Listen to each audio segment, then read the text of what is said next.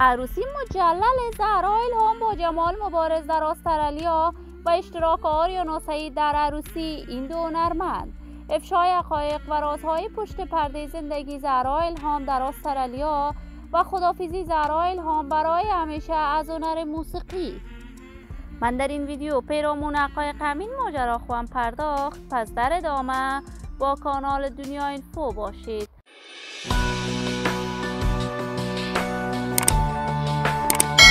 سلام و سلامتی ایام و کامتان باد. شما را خوش آمدید میگم به یکی دیگر از ویدیوهای جذاب کانال دنیا اینفو. برای عضو شدن با این کانال علامت سابسکرایب را فشار دهید تا از ویدیوهای دیگر کانال دنیا اینفو هم آگاه شوید. زهرا الهام، هنرمند خوش صدای افغان که با صدای سریلش در دلهای مردم افغانستان چنگ میزند، زهرا الهام با جمال مبارز در استرالیا ازدواج کرد.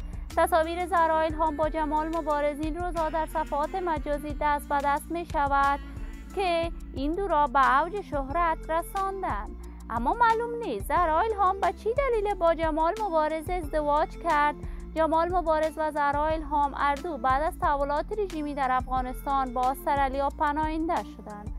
زهرا الهام در استرالیا کنسرت‌های برای دوستداران و طرفداران صدایش برگزار می‌کرد و آهنگ‌هایی می‌سرود که مورد حمایت و استقبال گرم مردم افغان در استرالیا قرار می‌گرفت.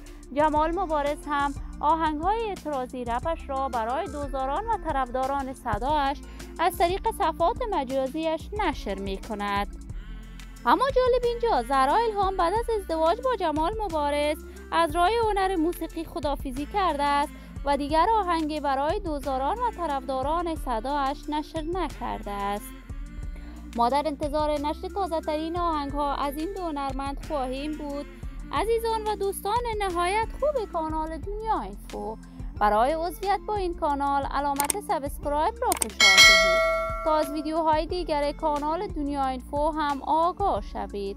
صحت و سلامتی برای شما نازنینان از بارگاه عزت لایزال استدعا دارم تا درودی دیگر تمام شما خوبان را به الله منان سپرده موفق و کامیاب باشید.